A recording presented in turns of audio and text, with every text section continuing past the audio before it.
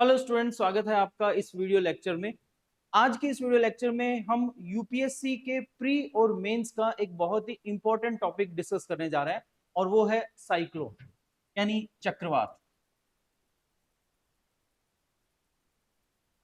चक्रवात यानी साइक्लोन।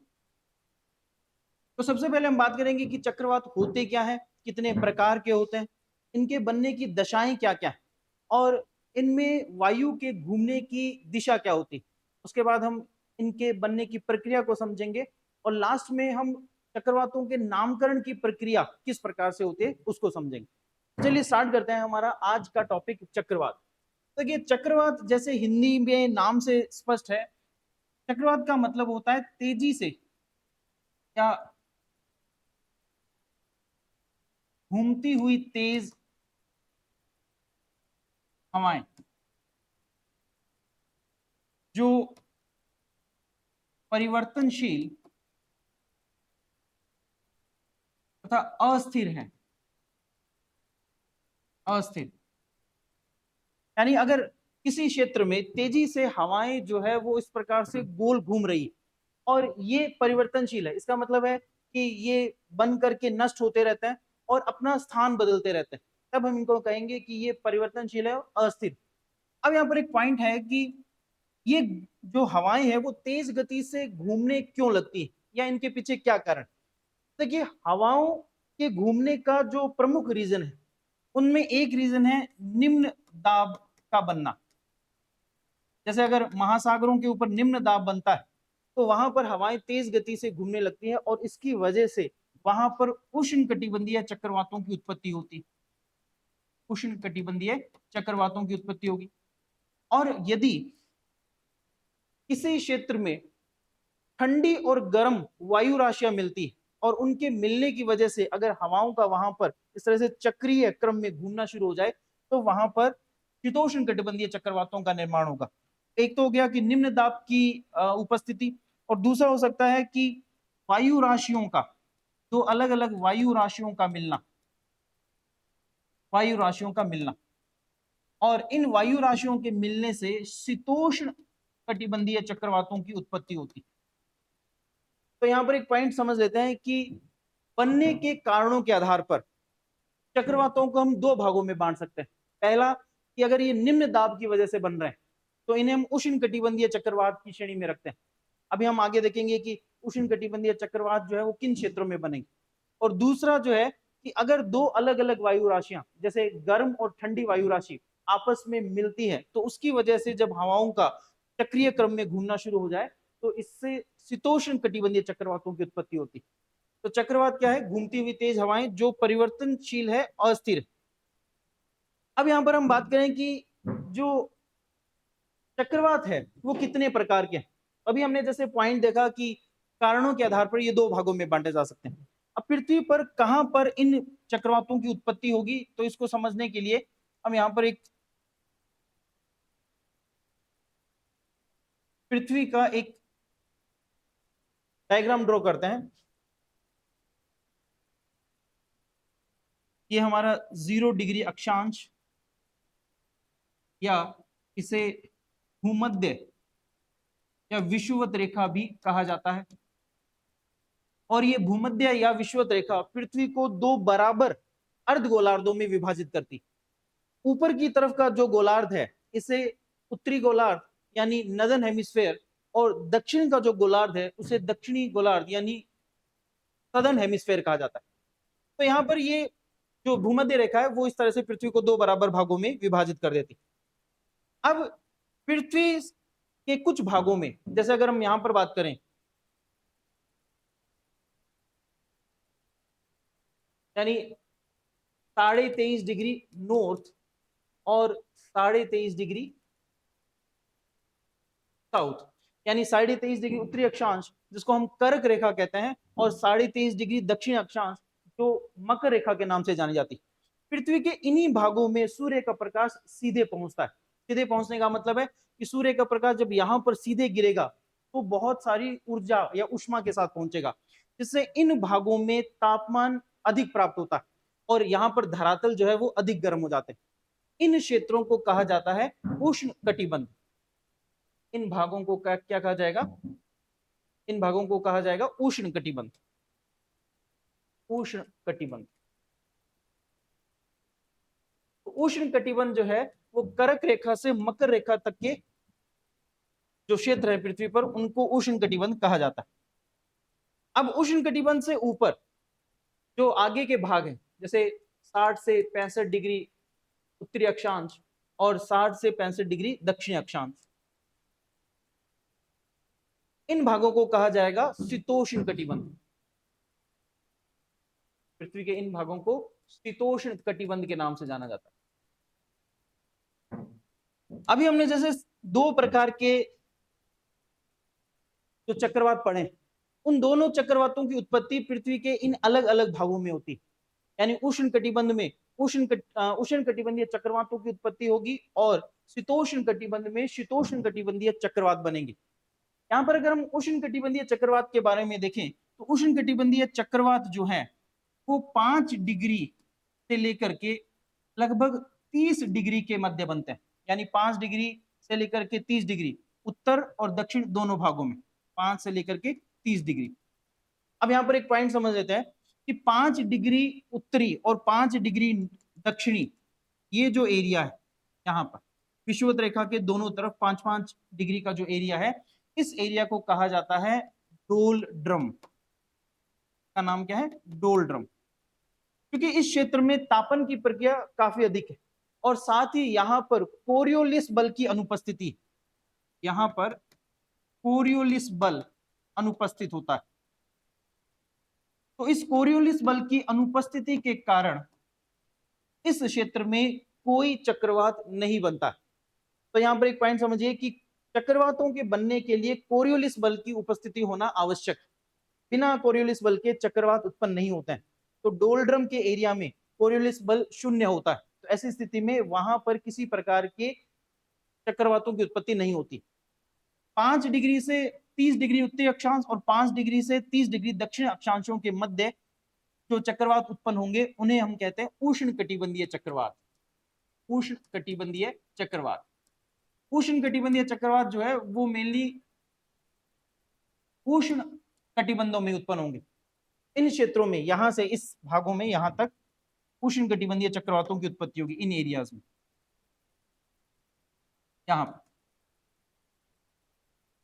यहां पर चक्रवातों के उत्पन्न होने का मुख्य कारण है ताप, यानी जब महासागरों का जल काफी अधिक गर्म हो जाता है और उसकी वजह से वहां पर जब आर्द्र और जो गर्म पवने वो ऊपर की ओर उठने लगती और कोरियोलिस बल के प्रभाव में जो वो चक्रीय रूप में घूमने लगेगी, तब यहाँ पर उष्ण कटिबंधीय चक्रवातों की उत्पत्ति होगी। तो यहाँ पर हम देख सकते हैं कि इन क्षेत्रों में उष्ण कटिबंधीय चक्रवात बनते हैं, उत्तरी और दक्षिणी गोलार्धों में। उष्ण कटिबंधों से ऊपर के जो भाग हैं, यहाँ पर आप देख सकते हैं कि यहाँ पर शीतोष्ण कटिबंधीय चक्रवात बनेंगे। तो जैसा एरिया है या जैसे पृथ्वी के कटिबंध है, उसी के हिसाब से वहां पर उत्पन्न चक्रवातों को भी नाम दिए गए। उष्ण कटिबंधीय चक्रवात उष्ण कटिबंधों में बनेंगे और जो शीतोष्ण कटिबंधीय चक्रवात है उनकी उत्पत्ति पृथ्वी के शीतोष्ण भागों में होगी। अब यहाँ पर एक पॉइंट देख लीजिए कि कर्क रेखा 23.5 डिग्री उत्तरी और मकर रेखा 23.5 डिग्री दक्षिणी अक्षांश तक, लेकिन जो चक्रवातों की उत्पत्ति है वो इन रेखाओं से थोड़ी ऊपर तक है, क्योंकि सूर्य के तापन का प्रभाव इन रेखाओं से थोड़ा ऊपर भी देखा जाता है, जिसकी वजह से ये जो चक्रवात है, उष्ण कटिबंधीय चक्रवात है, वो 30 डिग्री तक विस्तारित हो जाते हैं उत्तरी और दक्षिणी गोलार्ध में। अब यहाँ पर शीतोष्ण कटिबंधीय और उष्ण कटिबंधीय चक्रवात। उष्ण कटिबंधीय चक्रवात महासागरों के ऊपर उत्पन्न होते हैं और शीतोष्ण कटिबंधीय चक्रवात महाद्वीपों के ऊपर उत्पन्न होते हैं। अब यहाँ पर एक पॉइंट और भी है कि इस उष्ण कटिबंधीय चक्रवातों के क्षेत्र में व्यापारिक पवनें चलती, यानी ये जो पवनें हैं जिन्हें हम व्यापारिक पवनें कह रहे हैं, इनकी दिशा जो है वो पूर्व से पश्चिम की ओर, और इसी की वजह से उष्ण कटिबंधीय चक्रवात जो है वो पश्चिम की ओर आगे बढ़ते हैं। और जब हम शीतोष्ण कटिबंधीय चक्रवातों के बारे में पढ़ेंगे तो देखेंगे कि यहाँ पर चूंकि पछुआ पवनें चल रही और पछुआ पवनों के प्रभाव में ये चक्रवात पूर्व की ओर आगे बढ़ते हैं, तो दोनों के चलने की दिशा में भी अंतर है, दोनों के उत्पत्ति के कारणों में भी अंतर है, और साथ ही दोनों के बनने के जो सरफेस है वो भी अलग अलग है। उष्ण कटिबंधीय चक्रवात महासागरों के ऊपर उत्पन्न होंगे, और जो शीतोष्ण कटिबंधीय चक्रवात है वो महाद्वीपों के ऊपर उत्पन्न होते हैं। तो पहले हम उष्ण कटिबंधीय चक्रवातों के बारे में पढ़ेंगे, उसके बाद हम शीतोष्ण कटिबंधीय चक्रवातों के बारे में चर्चा करेंगे। तो चलिए पढ़ते हैं उष्ण कटिबंधीय चक्रवात।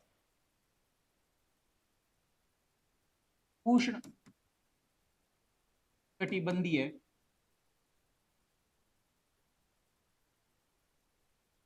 उष्ण कटिबंधीय चक्रवात।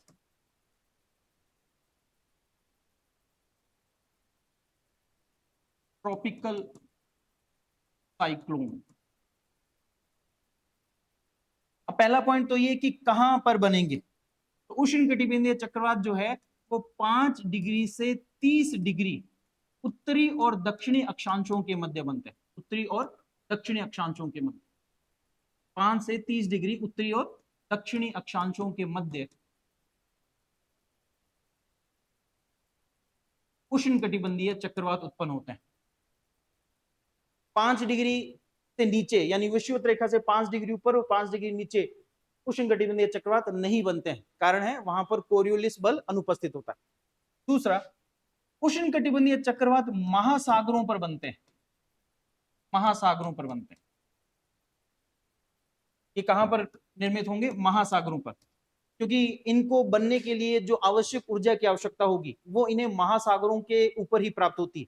इसकी वजह से ये महासागरों पर ही बनेंगे और तटीय क्षेत्र पर आकर के ये विनाशकारी प्रभाव उत्पन्न करते हैं, लेकिन जैसे जैसे स्थल भाग की ओर अंदर बढ़ते हैं ये कमजोर होकर के समाप्त हो जाता है। उसके बाद उष्ण कटिबंधीय चक्रवात जो है उनके केंद्र में निम्न दाब होता है।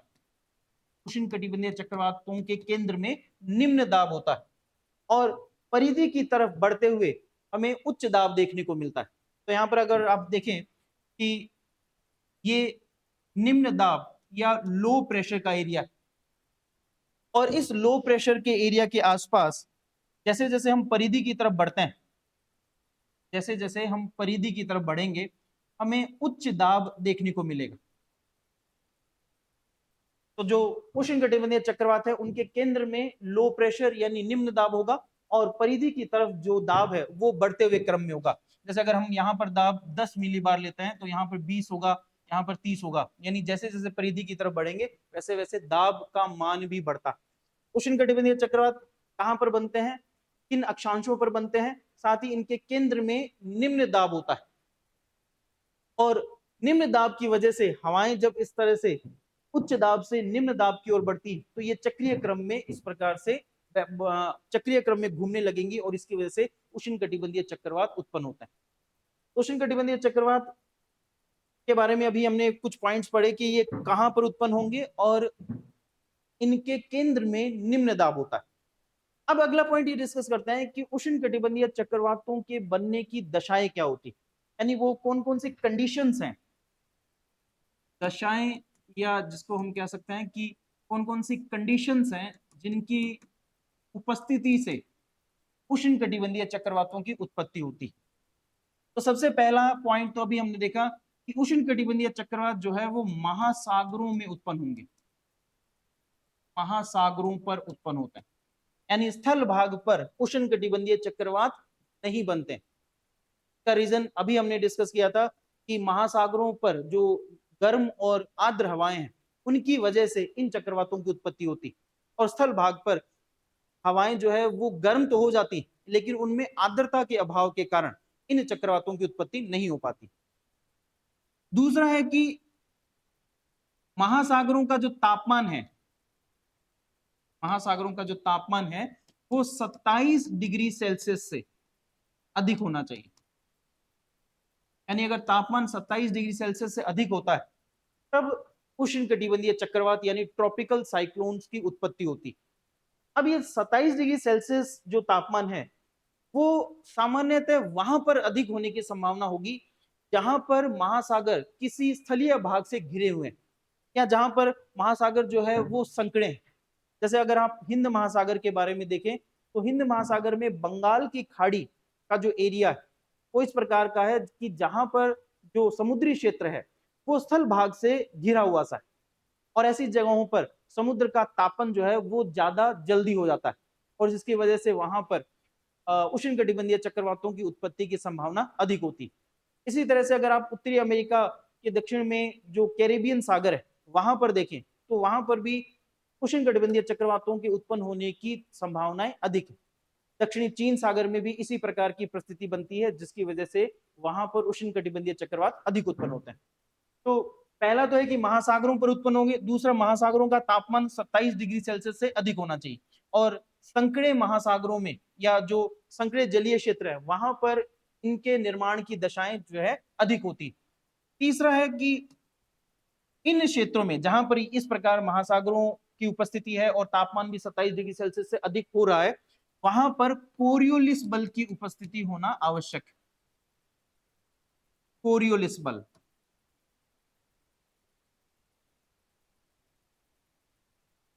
कोरियोलिस बल की उपस्थिति होना आवश्यक, यानी एक बहुत ही महत्वपूर्ण कारण है, या आप कहें कि एक बहुत महत्वपूर्ण कंडीशन है उष्णकटिबंधीय चक्रवातों के बनने की। क्योंकि अगर मान लीजिए कि ये दोनों दशाएं मिल जाती कि महासागर भी है और महासागरों का तापमान 27 डिग्री सेल्सियस भी हो रहा है, लेकिन फिर भी अगर उन क्षेत्रों में कोरियोलिस बल अनुपस्थित है तो ऐसी स्थिति में वहां पर उष्णकटिबंधीय चक्रवातों का निर्माण नहीं होगा। यानी दोनों पहली दोनों दशाएं अगर उपस्थित है तो भी तीसरी दशा न होने की स्थिति में उष्णकटिबंधीय चक्रवात नहीं बनेंगे। जैसा कि अभी हमने डोलड्रम के केस में देखा कि 5 डिग्री उत्तरी और 5 डिग्री दक्षिणी अक्षांशों के मध्य ये जो लगभग 10 डिग्री का जो विस्तार है, 10 डिग्री का जो अक्षांशीय विस्तार है, वहां पर कोरियोलिस बल की अनुपस्थिति के कारण उष्णकटिबंधीय चक्रवात नहीं बनते। हालांकि वहां पर महासागर भी हैं और उन महासागरों का तापमान 27 डिग्री सेल्सियस से भी अधिक चला जाता है। तो यहाँ पर एक पॉइंट समझिए कि कोरियोलिस बल ही वो एक महत्वपूर्ण कारक है जो कि डोलड्रम से अलग क्षेत्रों में उष्णकटिबंधीय चक्रवातों को उत्पन्न करने में सहायक होता है। अब यहाँ पर पहले हम एक पॉइंट समझते हैं कि कोरियोलिस बल क्या होता है, और कोरियोलिस बल के आधार पर फेरेल का जो नियम है वो चक्रवातों की दिशा निर्धारण करने में किस प्रकार से सहायक होता है। तो पहला यहां पर एक पॉइंट समझते हैं, कोरियोलिस बल। कोरियोलिस बल, कोरियोलिस फोर्स। एक वैज्ञानिक थे जी कोरियोलिस, और उन वैज्ञानिक ने इस बल के बारे में सबसे पहले बताया था, इसीलिए उनके नाम पर इस बल का नाम रखा गया, कोरियोलिस बल। कोरियोलिस बल एक आभासी बल है, आभासी बल है जो पृथ्वी के घूर्णन की वजह से उत्पन्न होता है, जो पृथ्वी के घूर्णन की वजह से उत्पन्न होता है, घूर्णन के कारण उत्पन्न होता है।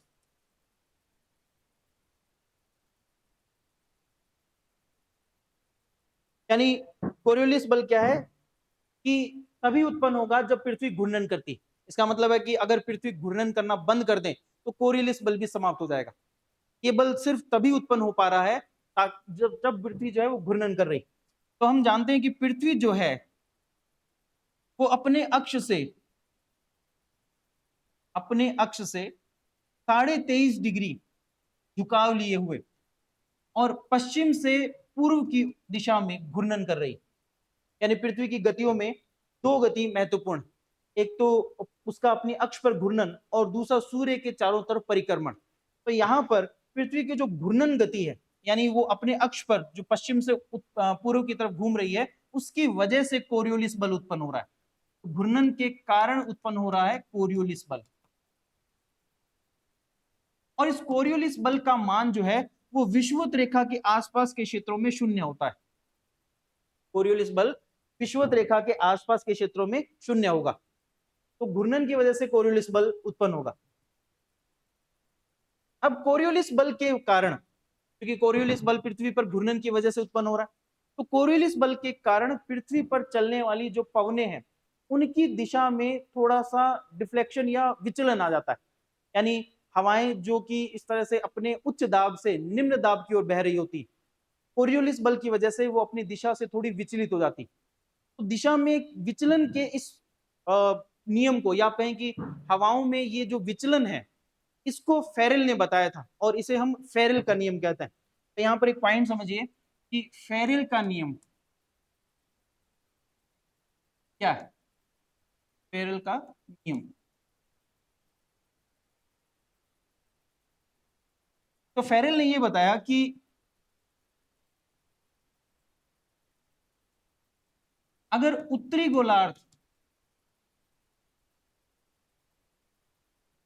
में पवनें चल रही तो कोरियोलिस बल के प्रभाव में ये पवनें अपनी दाई तरफ विचलित हो जाती, यानी उत्तरी गोलार्ध में पवनें जो हैं वो कोरियोलिस बल के प्रभाव में अपनी दाई तरफ विचलित हो जाती। और अगर हम दक्षिणी गोलार्ध की बात करें, दक्षिणी गोलार्ध, तो कोरियोलिस बल के प्रभाव में ये पवनें अपनी बाईं तरफ विचलित हो जाएगी। देखिए कोरियोलिस बल लगता है, इसके बारे में बताया जीजी कोरियोलिस ने, लेकिन कोरियोलिस बल के वजह से पवनों की दिशा में विचलन हो जाता है, पवनें अपनी दिशा से थोड़ा सा मुड़ जाती, ये बताया था फेरेल ने। और इसी कारण से हम इसे फेरेल का नियम कहते हैं, जो कि कोरियोलिस बल पर आधारित है। अब फेरेल का नियम यह कहता है कि अगर उत्तरी गोलार्ध के बारे में बात करेंगे तो वहां पर चलने वाली जो पवनें हैं वो अपनी दाईं तरफ विचलित हो जाएंगी, और दक्षिणी गोलार्ध में यही पवनें अपनी बाईं तरफ विचलित हो जाती। ये फेरेल का नियम जो है वो पृथ्वी पर पवनों की दिशा बताने के लिए काफी ज्यादा महत्वपूर्ण है। यानी पृथ्वी पर जब हम स्थायी पवनें पढ़ते हैं तो उन स्थायी पवनों की दिशा क्या होनी चाहिए, जैसे हम व्यापारिक पवनें, पछुआ पवनें या ध्रुवीय पवनों के बारे में बात करते हैं, उन पवनों की दिशा किस तरह से होनी चाहिए ये हम फेरेल के नियम से जानते हैं। तो फेरेल का ये नियम जो है वो चक्रवातों में पवनों की घूमने की दिशा को भी काफी प्रभावित करता है, या कहें कि उसके बारे में जो है इस तरह से एक्सप्लेनेशन देता है कि कैसे पवनें जो है वो चक्रवातों में किस डायरेक्शन में घूम रही। तो अब यहाँ पर 2 पॉइंट याद रखिए, एक तो कोरियोलिस बल लग रहा है और दूसरा जो है वो क्या है, फेरेल का नियम। तो यहाँ पर हमने अभी दशाएं के बारे में बात की कि महासागरों पर उत्पन्न होते हैं, तापमान 27 डिग्री सेल्सियस से अधिक होना चाहिए, और साथ ही वहां पर कोरियोलिस बल भी उपस्थित होना चाहिए। बिना कोरियोलिस बल के उष्ण कटिबंधीय चक्रवात उत्पन्न नहीं होते हैं।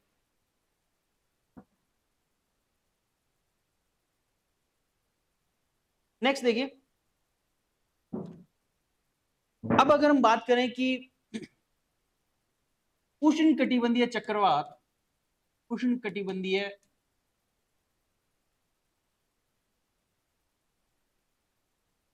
चक्रवातों में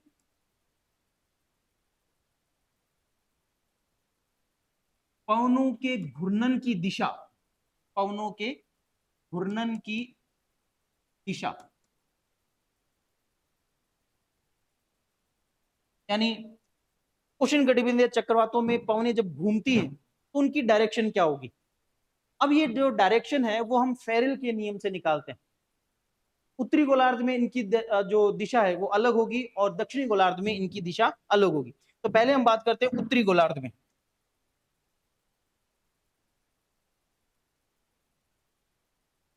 उत्तरी गोलार्ध में यानी नदर्न हेमिस्फेयर में किस प्रकार से चक्रवातों की घूमने की दिशा होगी। तो यहां पर हम मान लेते हैं कि ये कोई क्षेत्र है जहां पर लो प्रेशर यानी निम्न दाब बन रहा है, यानी महासागरों के ऊपर कोई क्षेत्र है जहां पर इस तरह से निम्न दाब की उपस्थिति है, वहां पर निम्न वायुदाब बन रहा है। तो जब निम्न वायुदाब बनेगा तो आसपास के क्षेत्रों से पवनें इस निम्न वायुदाब को भरने के लिए यहां पर आगे बढ़ेंगे, यानी इस क्षेत्र के आसपास का जो उच्च दाब वाला क्षेत्र है वहां से पवनें इन निम्न दाब वाले क्षेत्रों को भरने के लिए आगे बढ़ेगी। तो यहां से मान लीजिए कि सब तरफ से पवनें जो है वो इस तरफ आ रही, यानी चारों तरफ से पवनें जो है वो इस निम्न दाब वाले क्षेत्र को भरने के लिए आ रही। बेसिकली निम्न दाब क्या होता है कि जहां पर वायु के कणों की कमी हो जाती, जैसे अगर किसी जगह पर लगातार सूर्य का प्रकाश गिर रहा है तो वहां पर वायु के कण गर्म होकर के ऊपर उठने लगते हैं, और ऐसी स्थिति में वहां पर वायु के कणों की कमी हो जाती और इसी की वजह से वहां पर निम्न दाब की उत्पत्ति होती।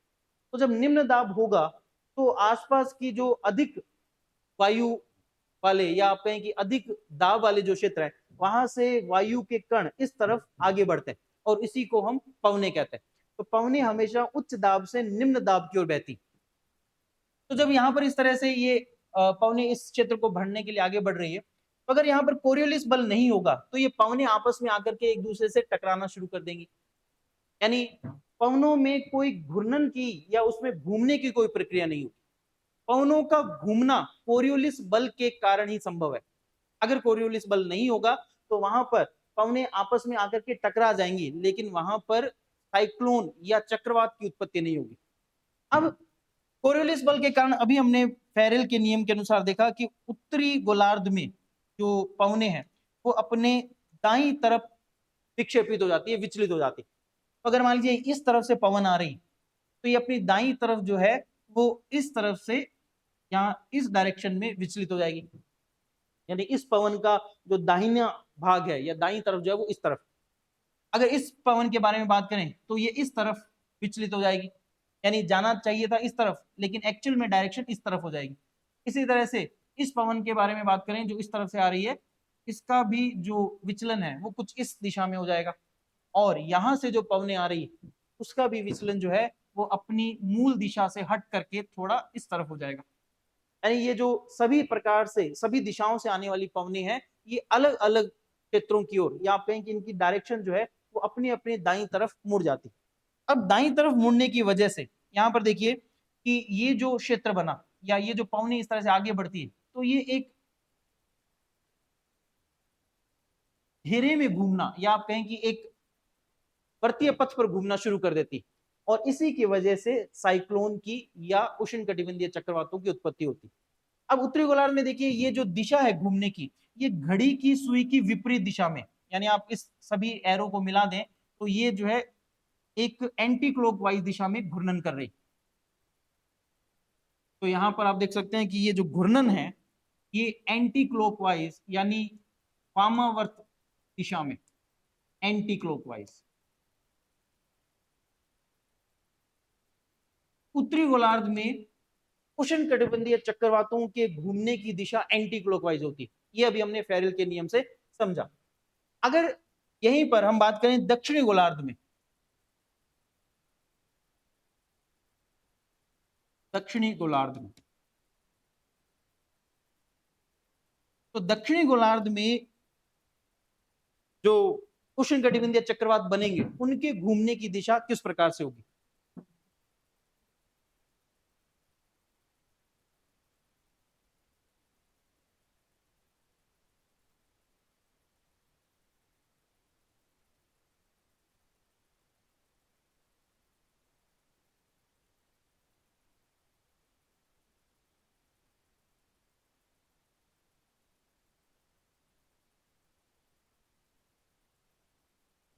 तो दक्षिणी गोलार्ध में देखिए जैसे दक्षिणी गोलार्ध में ये हमारा लो प्रेशर का एरिया बनता है।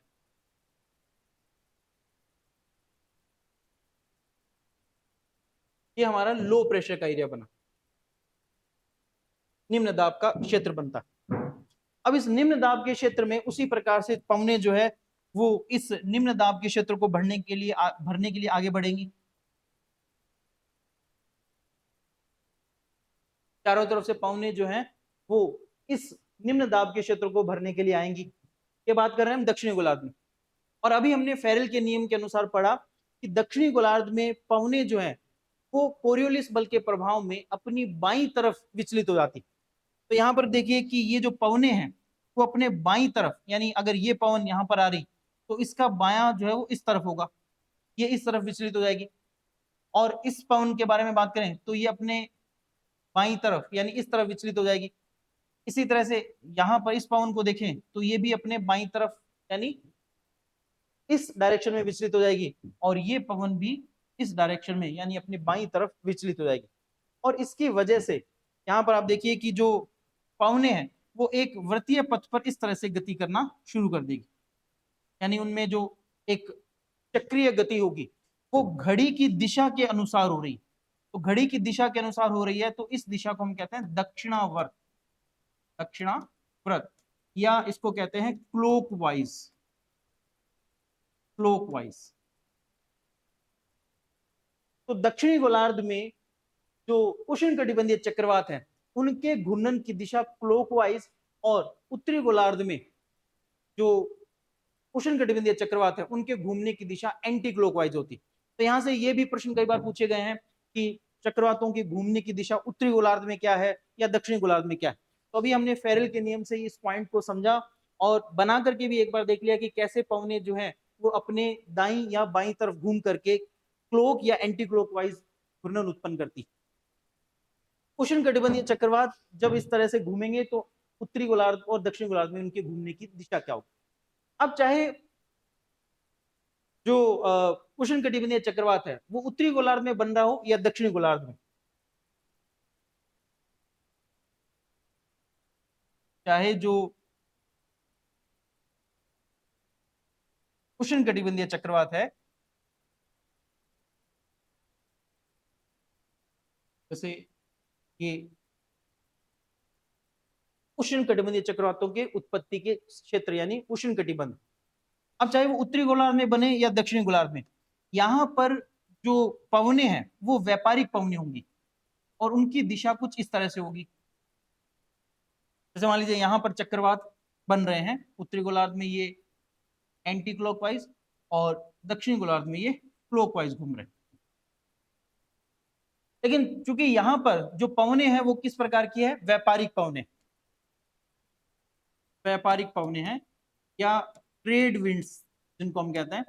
इन ट्रेड विंड्स की जो दिशा है वो पूर्व से पश्चिम की ओर है, पूर्व से पश्चिम की ओर। इसी कारण से ये जो उष्णकटिबंधीय चक्रवात है ये अपने स्थान पर स्थिर ना रह करके पश्चिम की तरफ गति करते हैं। और पश्चिम की तरफ गति करने का कारण क्या है कि व्यापारिक पवनों के द्वारा इनको पश्चिम की तरफ धकेला जाएगा, जिसकी वजह से ये पश्चिम की तरफ गति करते हैं। तो एक तो हमने समझा कि जो उष्णकटिबंधीय चक्रवात है उसमें हवाओं का या पवनों का घूर्णन किस दिशा में, उत्तरी गोलार्ध में एंटी क्लॉकवाइज और दक्षिणी गोलार्ध में क्लॉकवाइज।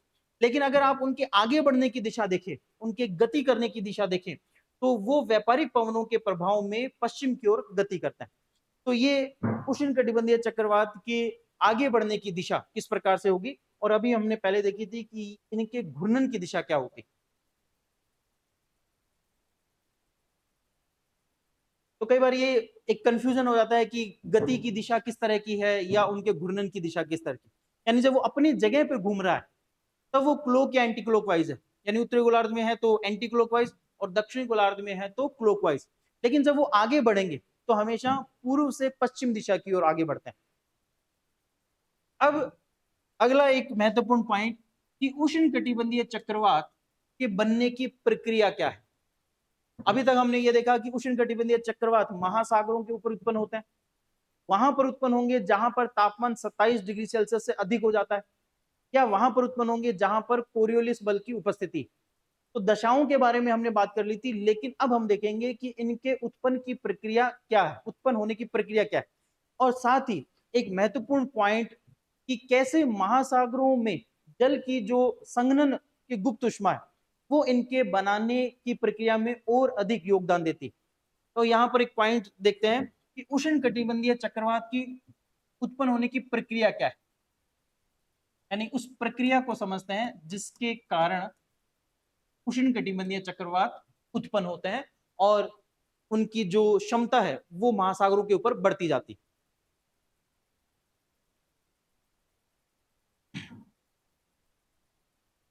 जैसे ये कोई महासागरीय क्षेत्र है, महासागर। अब गर्मियों में महासागरों पर, जिन महासागरों पर सूर्य की किरणें सीधी गिरेंगी वहां पर तापमान जब 27 डिग्री सेल्सियस से अधिक हो जाता है तो कुछ कुछ जगहों पर जो दाब है वो इतना कम हो जाएगा कि वहां पर जो हवाएं हैं, सॉरी यहाँ पर ये समझिए कि गर्मियों में जब महासागरों के ऊपर तापमान अधिक हो जाता है तो वहां पर पवने जो है वो ऊपर की ओर गति करना शुरू कर देगी, और जिसकी वजह से वहां पर लो प्रेशर, लो प्रेशर या निम्न वायुदाब बनेगा, और इस निम्न वायुदाब को कहा जाता है चक्रवात की आंख, चक्रवात की आंख। देखिए वैसे तो महासागरों पर इस तरह से बहुत सारे लो प्रेशर एरियाज या निम्न दाब के क्षेत्र बनते रहते हैं, लेकिन सभी लो प्रेशर के एरिया या निम्न दाब के क्षेत्र चक्रवात में नहीं बदलते हैं। चक्रवात वहीं पर विकसित होंगे जहां पर जो लो प्रेशर है वो इतना कम हो जाए कि वहां हवाओं की जो गति है वो एक निश्चित सीमा से अधिक हो जाती है। यानी लगभग 60 से लेकर के 68 किलोमीटर प्रति घंटा से जब हवाएं वहां पर घूमने लगेंगी, तब यह माना जाएगा कि यहाँ पर चक्रवात उत्पन्न होने की संभावना काफी बढ़ गई। अन्यथा महासागरों पर इस प्रकार से छोटे जो निम्न दाब के जो क्षेत्र है वो लगातार बनते रहते हैं, नष्ट होते रहते हैं। अब यहाँ पर एक मानते हैं कि इस तरह से एक लो प्रेशर या निम्न दाब का क्षेत्र बना, और इसको हम क्या कहते हैं, इसको कहते हैं चक्रवात की आंख। अब साइड में या इसके चारों तरफ जो उच्च दाब के क्षेत्र है, जैसे यहां पर मान लेते हैं हाई प्रेशर या उच्च दाब के क्षेत्र है, उन उच्च दाब के क्षेत्रों से पवने इस दिशा में आगे बढ़ेगी। यानी पवने जो है उच्च दाब से निम्न दाब को भरने के लिए वहां पर इस तरह से क्षैतिज रूप से गति करेंगी। तो जब ये पवने महासागरों के ऊपर से निकलेंगी, जब पवने यहां से आगे बढ़ेगी तो ये महासागरों के ऊपर से निकलेगी, और चूंकि महासागरों का तापमान गर्मी की वजह से, सूर्य के ताप की वजह से पहले ही अच्छा खासा हो चुका है, ऐसी स्थिति में यहाँ पर महासागरों से जलवाष्प बनेगी, और ये जो जलवाष्प है ये इन पवनों के द्वारा ग्रहण कर ली जाएगी। यहाँ पर ये जो जलवाष्प है इन पवनों में ग्रहण होने से, इन पवनों के साथ मिलने से ये पवने गर्म व आर्द्र बन जाएगी, गर्म व आर्द्र पवने बन जाएगी। गर्म और आर्द्र पवने जब सब तरफ से इस निम्न दाब क्षेत्र की ओर बढ़ती, तो यहाँ पर कोरियोलिस बल के कारण वो अपनी दिशा से विचलित हो जाएगी, और दिशा से विचलित होने के साथ ही वो इस तरह से एक सर्कुलर पथ पर घूमना शुरू कर देगी। यानी यहां से वो जब इस तरह से आगे बढ़ेगी तो एक सर्कुलर पथ पर घूमते हुए ऊपर की ओर उठेगी, क्योंकि जब निम्न दाब तक नहीं पहुंच पाएंगी तो सर्कुलर घूमते हुए ऊपर की ओर उठेगी। और जब ये पवने ऊपर की ओर उठेगी, यानी यहाँ पर ये पवने जो है वो लगातार ऊपर की ओर उठ रही, दोनों तरफ से या सभी तरफ से ये ऊपर की ओर उठेगी। तो जब पवने ऊपर की तरफ उठती हैं तो वायुमंडल के ऊपरी भाग में, यानी लगभग क्षोभ सीमा के आसपास टेम्परेचर काफी कम होता है। यानी सतह से टेम्परेचर जो है, तापमान जो है वो ऊपर क्षोभ सीमा के आसपास काफी कम है, जिसकी वजह से इन पवनों के अंदर जो नमी है, जो आर्द्रता है, उसका संघनन हो जाएगा, और संघनन की वजह से यहाँ पर बादलों का निर्माण शुरू हो जाता है। अब यहाँ पर एक पॉइंट समझते हैं कि संघनन क्या है। तो जल वाष्प का जल में परिवर्तन संघनन कहलाता है। यानी जल वाष्प अगर जल में बदलती है तो इस प्रक्रिया को हम क्या कहेंगे, संघनन कहेंगे। तो यहाँ पर क्या हो रहा है कि हवाएं जब ऊपर की तरफ उठ रही है तो ऊपरी वायुमंडल यानी क्षोभ सीमा के आसपास ये हवाएं जो है वो संघनित होकर के बादलों का निर्माण कर रही है। यानी इनके अंदर जो आर्द्रता है, यानी जो नमी है, जलवाष्प है, वो यहाँ पर संघनित होगी और इससे बादलों का निर्माण होगा। जब जलवाष्प संघनित होकर के जल में बदलती है तो वो क्या करती है कि अपनी कुछ ऊष्मा का त्याग कर देती, क्योंकि जलवाष्प की जो ऊष्मा है वो जल से अधिक होती। तो ऐसी स्थिति में क्या होगा कि जब जलवाष्प जल में बदलेगी तो संघनन की प्रक्रिया में कुछ ऊष्मा मुक्त होगी, जिसे कहा जाता है संघनन की गुप्त ऊष्मा। संघनन की गुप्त ऊष्मा यानी लेटेंट हीट ऑफ कंडेंसेशन। तो इस संघनन की गुप्त ऊष्मा की वजह से जब ये जो ऊष्मा है जब यहाँ पर मुक्त होगी इन हवाओं के आसपास, तो ये हवाएं और तेजी से घूमना शुरू कर देती, इन हवाओं की गति जो है वो बढ़ जाती है। यानी एक बार पॉइंट समझिए कि महासागरों के ऊपर जो संघनन की गुप्त ऊष्मा है, इसकी वजह से इस चक्रवात को और अधिक बल मिल रहा है, और अधिक शक्ति मिल रही है। और ऐसा इस वजह से हो रहा है कि ऊपरी वायुमंडल में जाकर के जब हवाएं या आर्द्रता युक्त जो हवाएं हैं जब वो ठंडी होंगी, यानी उनमें जो आर्द्रता है उसका संघनन होगा, और उसकी वजह से जो संघनन की गुप्त ऊष्मा मुक्त होगी, उस संघनन की गुप्त ऊष्मा की वजह से चक्रवात को और अधिक बल मिलता है। और लगातार ये जब इस तरह से तेजी से ऊपर की ओर बढ़ते रहेंगे तो और प्रक्रिया में जब ये पवनें ऊपर उठती रहेंगी तो इस क्रम में ऊपरी क्रम में खूब सारे जो बादल हैं उनका निर्माण शुरू हो जाएगा। तो क्योंकि ये हवाएं जब ऊपर जाकर के संग्रहित होगी तो ये पहले से उपस्थित यहाँ जो बादल है उनको धक्का देगी, और जिसकी वजह से इसका ऊपरी जो व्यास है, इस चक्रवात का जो ऊपरी व्यास है वो बढ़ता रहेगा, और इसकी वजह से यहाँ पर बादलों का निर्माण शुरू हो जाता है, और बादल जो है वो एक बहुत बड़े क्षेत्र में क्षोभ सीमा के आसपास बनना शुरू हो जाता है। ये बादल जो है वो कपासी वर्षा प्रकार के, यानी ये जो मेघ है ये कपासी वर्षा मेघ होते हैं, यानी क्यूमुलोनिम्बस टाइप के मेघ है जिनसे घनघोर वर्षा होती। तो जब यहाँ पर क्या होगा कि लगातार बादलों की निर्माण की प्रक्रिया अधिक होती जाएगी, तो फिर उसके कुछ समय के बाद में यहाँ पर वर्षा होना शुरू हो जाती, दोनों तरफ घनघोर वर्षा शुरू हो जाएगी। ये जो चक्रवात की आंख है उस क्षेत्र में वायु जो है वो बहुत शांत प्रकार की, यानी यहाँ पर वायु की जो गति है वो उस प्रकार से बहुत ही कम, और साथ ही यहाँ पर वर्षा की मात्रा भी काफी कम होती।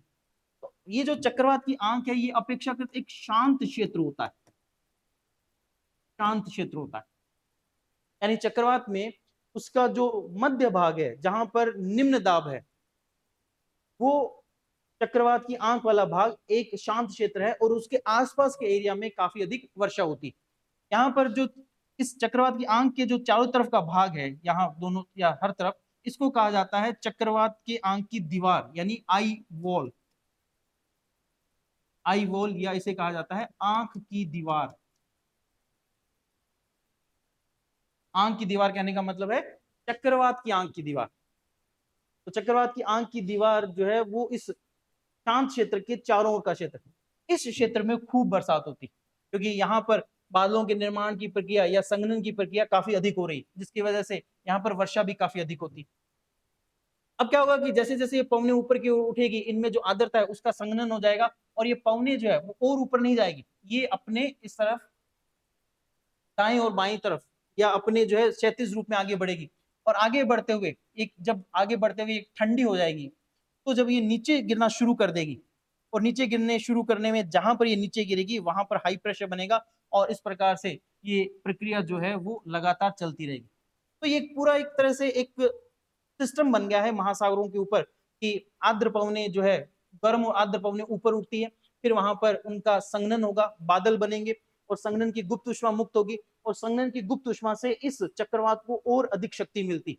उसके बाद हवाएं जो है, या ऐसी हवाएं जो आगे की तरफ बढ़ रही, अब नमी कम होने की वजह से वो शुष्क हो गई हैं और भारी हो गई, तो जिसकी वजह से वो नीचे की तरफ गिरेंगी और फिर इस पूरे चक्र को पूरा करेंगी। तो इस प्रकार से जो चक्रवात के निर्माण की प्रक्रिया है वो इस प्रकार से देखी जा सकती। अब यहां पर एक पॉइंट समझिए कि इस चक्रवात को बनने में महासागरों की गर्म और आर्द्र पवने ऊपर उठ करके जो संघनन की गुप्त उष्मा मुक्त कर रही है, उसकी वजह से ये चक्रवात और अधिक शक्तिशाली होता जा रहा है, और इनका विस्तार जो है वो कई 100 किलोमीटर तक हो देखा जा सकता है। तो जब ये महासागरों के ऊपर है तो काफी अधिक शक्तिशाली है, इनसे महासागरों के ऊपर घनघोर वर्षा होगी। लेकिन जब ये तटीय क्षेत्र की तरफ आगे बढ़ते हैं,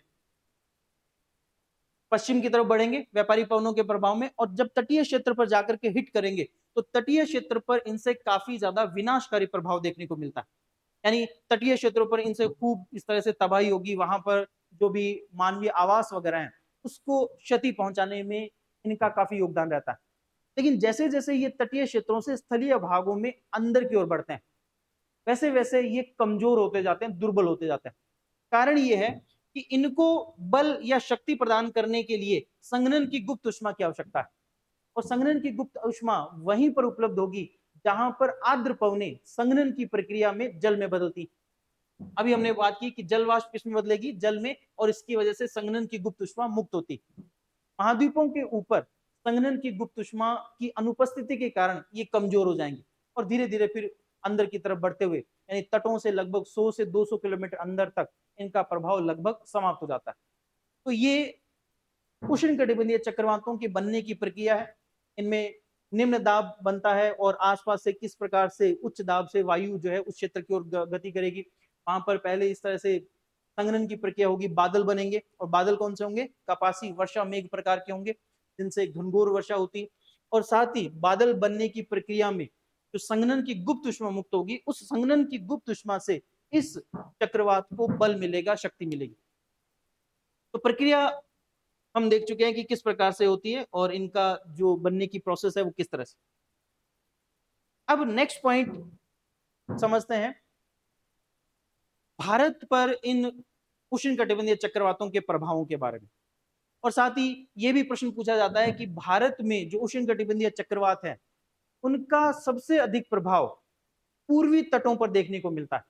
पश्चिमी तटों पर उष्णकटिबंधीय चक्रवात उतने विनाशकारी प्रभाव उत्पन्न नहीं कर पाते हैं। इसका क्या कारण?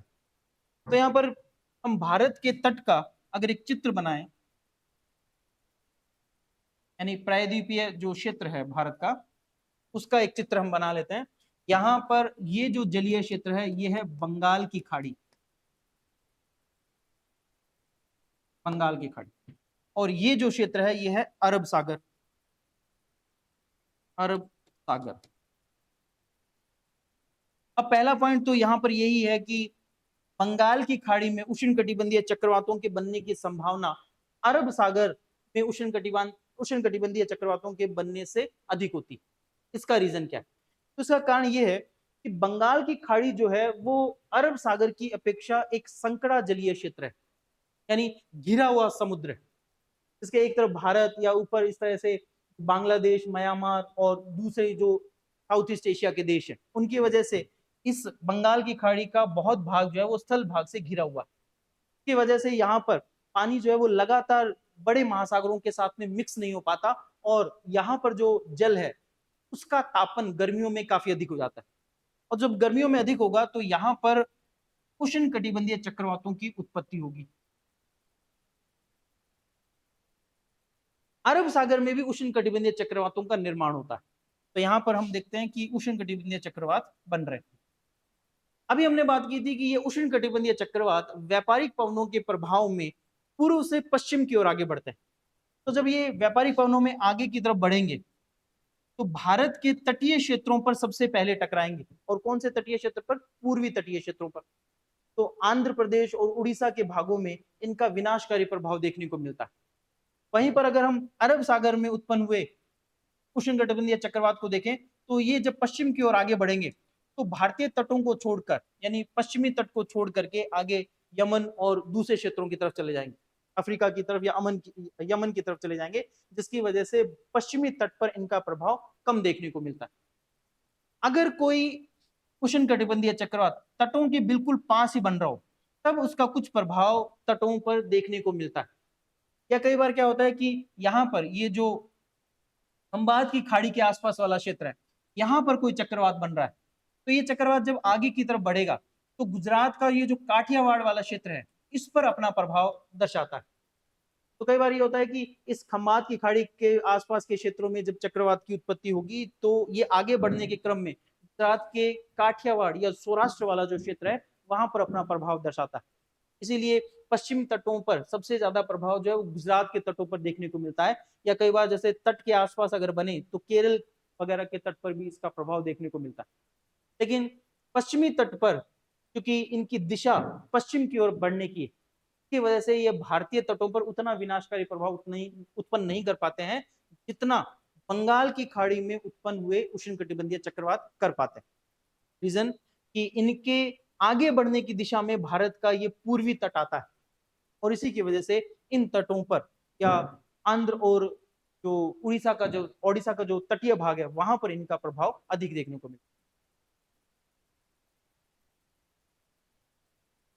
अब एक पॉइंट आता है कि चक्रवात के लिए कलर कोडिंग किस तरह से की जाती है। कलर कोडिंग, कलर कोडिंग कहने का मतलब है कि चक्रवात आने की सूचना या चेतावनी किसी विशेष रंग से जारी की जाती।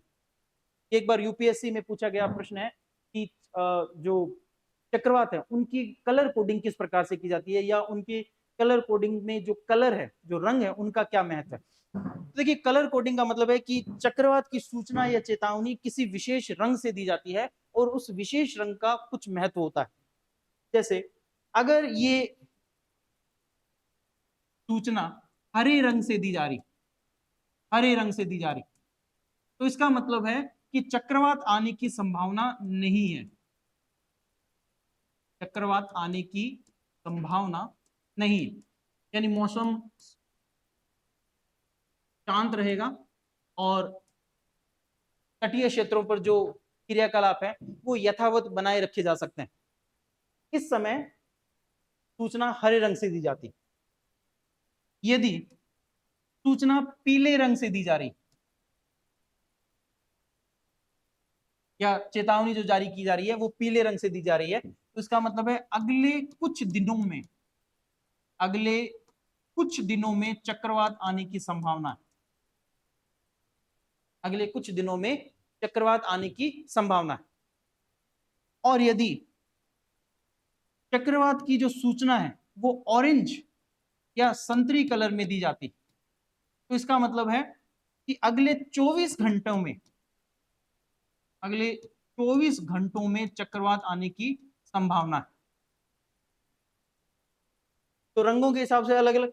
और यदि सूचना लाल रंग से दी जा रही, चेतावनी जो है वो लाल रंग से दी जा रही, तो इसका अर्थ है कि अगले 2-3 घंटों में चक्रवात आने की संभावना, यानी चक्रवात जो है वो अगले 2-3 घंटों में ही तटों को हिट करेगा, तटों पर इस तरह से उसका प्रभाव देखने को मिलेगा। और बाकी में इस तरह से अलग अलग समय सीमा दे रखी। तो सबसे अधिक आपातकालीन परिस्थिति लाल रंग से दर्शाई जाती, यानी लाल रंग में चेतावनी जारी की जा रही है, तो इसका मतलब है कि जो चक्रवात है वो काफी नजदीक है और कुछ ही समय में वो तटों पर अपना प्रभाव दर्शाएगा। तो कलर कोडिंग जो है वो इस प्रकार से होती है। अब यहां पर एक पॉइंट देख लीजिए कि विश्व के अलग अलग क्षेत्रों में उष्णकटिबंधीय चक्रवातों को किन किन नामों से जाना जाता है। जैसे ये हमारे सामने विश्व का मानचित्र है और यहाँ पर ये जो बीच वाला क्षेत्र है जो अलग एक कलर में दर्शाया गया है, ये वो भाग है जहां पर उष्णकटिबंधीय चक्रवात अधिक आते हैं। तो इन उष्णकटिबंधीय चक्रवातों को अलग अलग क्षेत्रों में किन नामों से जाना जाता है वो यहाँ पर हम देख लेते हैं। सबसे पहले अगर हम बात करें, ये जो कैरेबियाई सागर है, कैरेबियन सागर जो है, इस कैरेबियन सागर में यानी ये जो एरिया यहाँ पर जो चक्रवातें आते हैं उनको कहा जाता है हरिकेन। यानी इन क्षेत्रों में जो उष्णकटिबंधीय चक्रवात होंगे उनको क्या कहा जाएगा, हरिकेन कहा जाएगा, उत्तरी अमेरिका के इस कैरेबियाई क्षेत्र में। इसी तरह से अगर हिंद महासागर के क्षेत्र में इस तरह के चक्रवात बनते हैं तो उनको चक्रवात ही कहा जाता है, यानी भारत और उसके आसपास के क्षेत्रों में इनको चक्रवात के नाम से ही जाना जाता है। इसी तरह की अगर प्रक्रिया दक्षिणी चीन सागर में है तो इसे टाइफून के नाम से जाना जाता है, टाइफून। तो टाइफून जो नाम है वो दक्षिणी चीन सागर में आए हुए उष्णकटिबंधीय चक्रवातों के लिए दिया जाता है। इसी तरह से ऑस्ट्रेलिया के जो पश्चिमी तट हैं वहां पर इन उष्णकटिबंधीय चक्रवातों को विली विली के नाम से जाना जाता है। तो विश्व के अलग अलग भागों में उष्णकटिबंधीय चक्रवातों को अलग अलग नामों से जाना जाता है। इनके बनने की प्रक्रिया और इनकी जो घूर्णन और आगे बढ़ने की दिशा है वो वही रहती है जो अभी हमने पिछले की कुछ स्लाइड्स में पढ़ी। तो यहाँ पर इस तरह से ये प्रक्रिया देख सकते हैं। अब यह है कि किसी क्षेत्र विशेष में जो नाम है वो किस तरह से दिए जाते हैं। ये तो हो गया कि एक जनरल जो नाम है, नामकरण जो है वो किस तरह से किया जाता है। लेकिन अगर मान लीजिए कि हिंद महासागर में जो चक्रवात आ रहे हैं समय के साथ में कुछ सालों के अंतराल में या लगातार कुछ सालों में आ रहे हैं, तो उनका नाम पर्टिकुलर कैसे अलग अलग रखा जाए, तो इसके लिए क्या किया जाता है कि नामकरण की जो प्रक्रिया है, चक्रवातों के नामकरण की जो प्रक्रिया वो विश्व मौसम विज्ञान संगठन यानी WMO, विश्व मौसम विज्ञान संगठन यानी WMO द्वारा की जाती।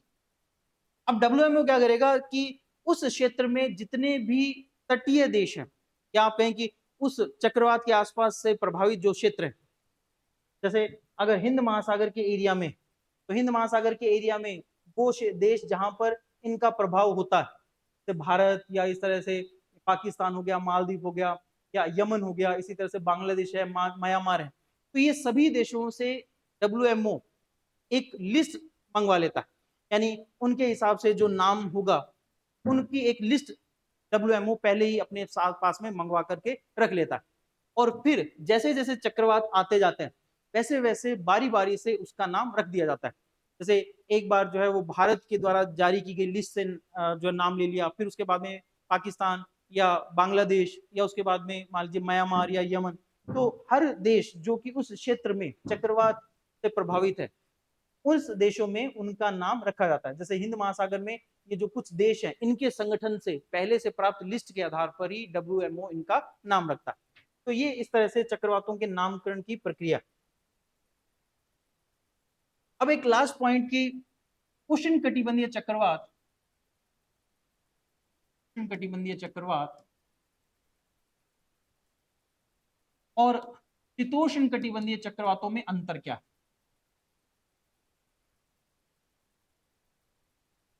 शीतोष्ण कटिबंधीय चक्रवातों में क्या अंतर।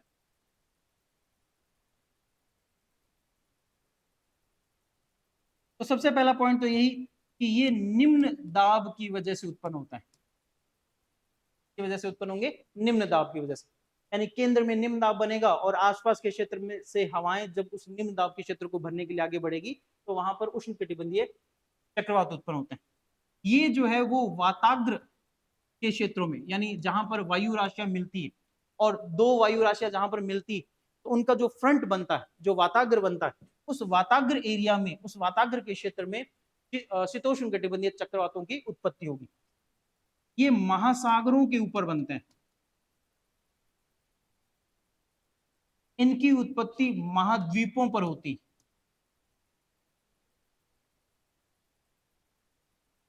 उष्ण कटिबंधीय चक्रवात पूर्व से पश्चिम दिशा में आगे बढ़ते हैं और शीतोष्ण कटिबंधीय चक्रवात पश्चिम से पूर्व दिशा में आगे बढ़ते हैं। शीतोष्ण कटिबंध में पछुआ पवनें चलती और वो पछुआ पवनें जो है वो पश्चिम से पूर्व की तरफ चलती, जिसकी वजह से शीतोष्ण कटिबंधीय चक्रवात भी पश्चिम से पूर्व की ओर आगे बढ़ते हैं। और उष्ण कटिबंधीय चक्रवातों के क्षेत्र में व्यापारिक पवनें चलती, जिसकी वजह से उन्हीं पवनों की वजह से ये पूर्व से पश्चिम की ओर आगे बढ़ते हैं। उष्ण कटिबंधीय चक्रवातों में जो वर्षा है वो संवहनीय प्रकार की होती है। संवहनीय वर्षा करने का मतलब है कि वायु ऊपर जाकर के ठंडी होगी, उसकी जो जलवाष्प है उसमें संघनन की प्रक्रिया के बाद फिर उसमें बादल बनेंगे और वर्षा होगी। इस प्रकार की वर्षा को संवहनीय वर्षा कहते हैं। यहाँ पर जो वर्षा है वो चक्रवाती प्रकार की होती, चक्रवाती वर्षा होती।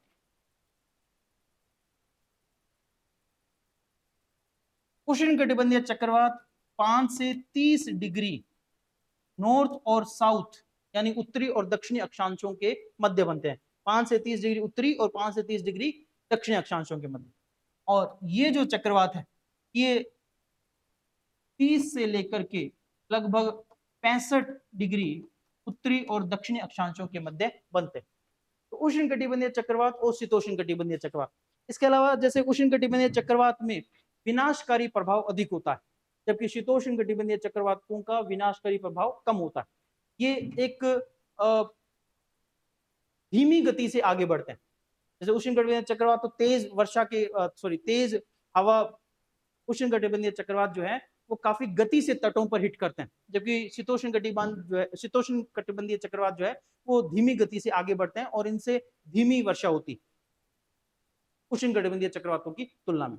तो ये हमारे उष्ण कटिबंधीय चक्रवातों के बनने की प्रक्रिया, उनका नामकरण, उनमें वायु के घूर्णन की दिशा और उनके आगे बढ़ने की दिशा किस प्रकार से होती। तो ये पॉइंट हमने इस तरह से चक्रवात, जो कि हमारे यूपीएससी मेंस और प्रीलिम्स का एक बहुत ही इंपॉर्टेंट टॉपिक, उसको यहाँ पर डिस्कस किया। अगले लेक्चर में हम शीतोष्ण कटिबंधीय चक्रवातों को भी डिटेल में डिस्कस करेंगे। तब तक के लिए धन्यवाद।